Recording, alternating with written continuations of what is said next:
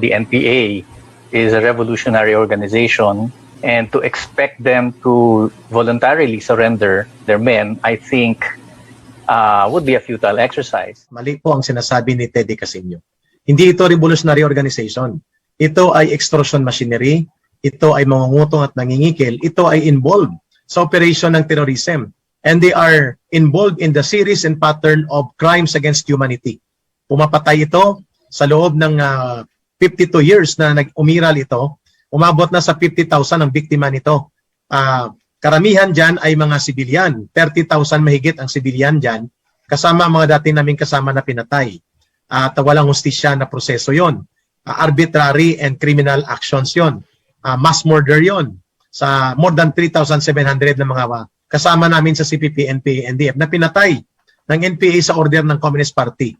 So pananagutan niya nila Teddy Casino hanggang ngayon.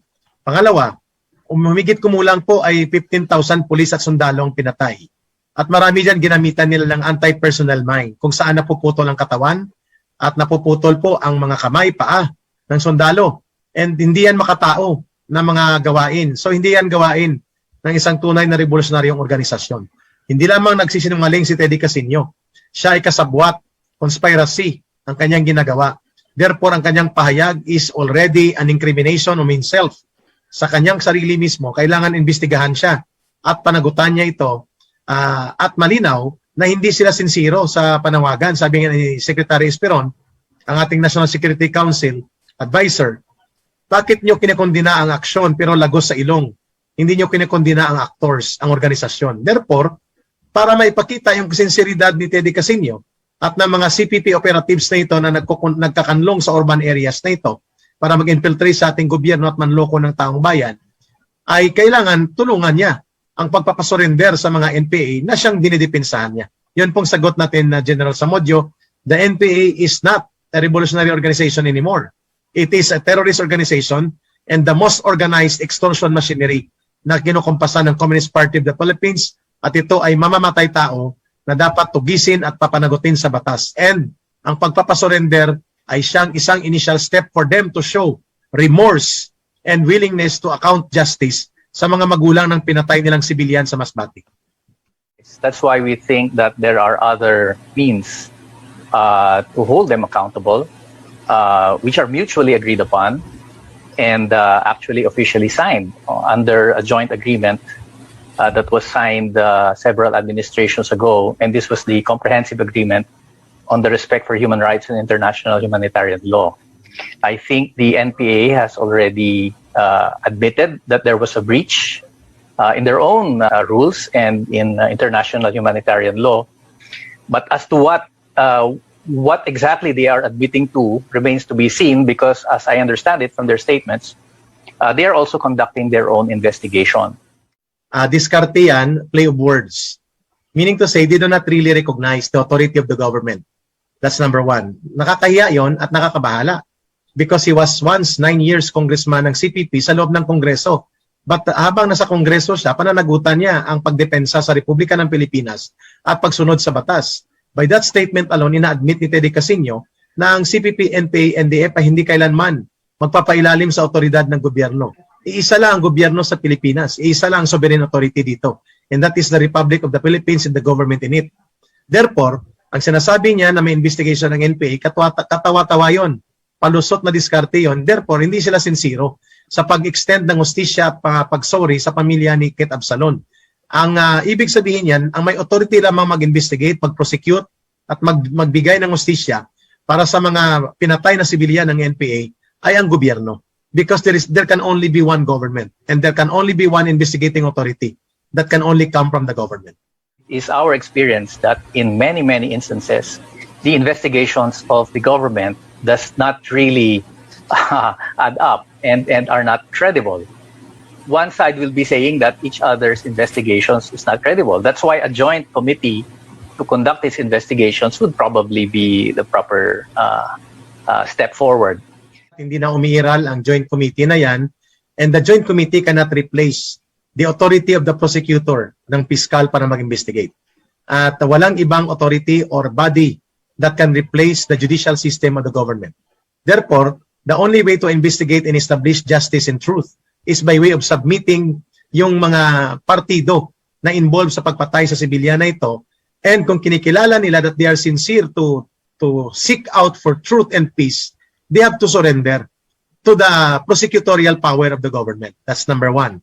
Number two, yung statement ni Teddy Casino, nagpapakita na siya mismo, even if he was given the opportunity to serve in Congress, kahit pa man din na alam natin na siya ay CPP, Cadre, and Operative, ang kanyang loyalty at ang kanyang tinitindigan ay hindi ang gobyerno ng Pilipinas, kung hindi ang CPP-NPA-NDF. So by asserting na ang bogus na body na binabanggit niya na non-existing na, ang siya mag-investigate at mag-prosecute dito at gagawa ng mga hakbang para sa hustisya at katotohanan sa nangyari sa pagpatay sa sibilyan na sa Masbate, ay pagpapakita kung ano ang klase ng uri ng organisasyon at pagkatao meron si Teddy Casino. Siya ay bahagi ng buong proseso ng CPP-NPA-NDF. And I think dapat lang siyang managot sa batas. He must be targeted equally the same sa mga pumatay na mga NPA sa may Masbate kasama si Joma Season for acts of conspiracy. His statements, General Samudio, sir, ito ang tinatawag na ground of conspiracy. Ang kanyang ginagawa ay guilty by direct inducement. Meaning siya ang nag-uudyok para mangyari pa uli ang ganyang mga activities. Bagamat wala siya sa direct participation, hindi rin siya nagbibigay simple ng cooperation, but by their mere position and influence of statements showing their own connection to the CPP-NPA-NDF ay pag-amin nito that they are inducing more of this kind of activities ng CPP-NPA-NDF, and so therefore they can be equally accountable for acts of conspiracy. Tinatabon-tabunan nila at nililito ang investigation na dapat ang magsasagawa ay ang government prosecutor panel na.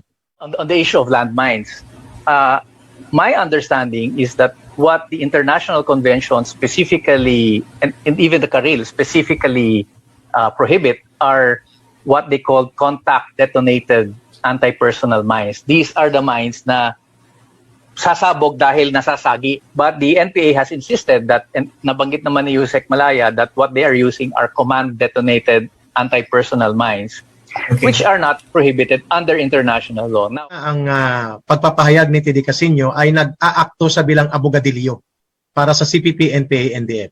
Hindi siya abogado, pero nag-aabogado siya para sa CPP-NPA-NDF. Ang tawag diyan, abogadilyo.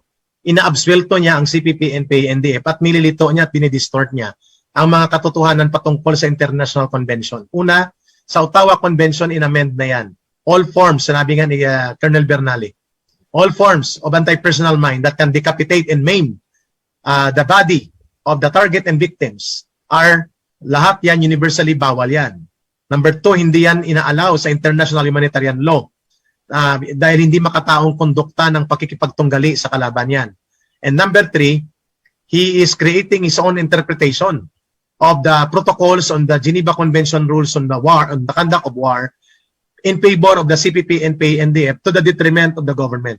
So malinaw na ito ay mga pagpapakita ng motibo at intensyon that si Teddy Casino is out there kasama ang karapatan at mga grupo ng mga CPP na binanggit namin sa Senate hearing ay nagpapatuloy na nag-e-exercise ng distorted na mga impormasyon para linlangin, lituhin at guluhin ang usapin tungkol sa mga pananagutan kriminal ng CPP-NPA-NDF.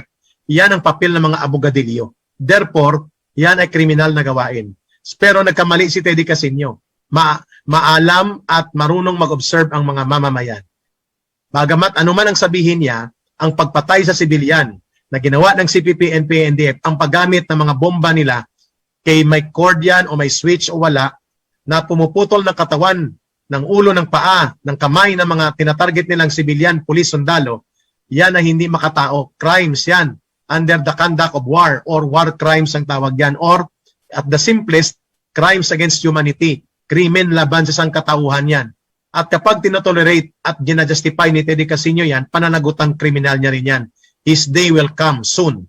Dapat maging constitutionally valid na ang Anti-Terrorism Act of 2020 so that mapanagot si Teddy Casino at mga kasabwat niya for promoting terrorism in behalf of CPP-NPA-NDF. the fact that they have admitted and said that it was a mistake and that the target was not really civilians does not qualify them as terrorists. Maybe it can be a slip of tongue or slip of thought. Pero kung titingnan mo, that is an admission that they are involved. They have a say, they have a connection, and they can influence the NPA. By the way, he presented this argument, itong si Teddy Casino, ang acts of conspiracy niya is guilty by inducement. Wala siya sa ambush, wala siya sa pagpatay, pero dahil ang CPP ang namumuno at kumukumpas sa direksyon at activities ng NPA, they are equally criminally accountable kasama si Joe Maciso.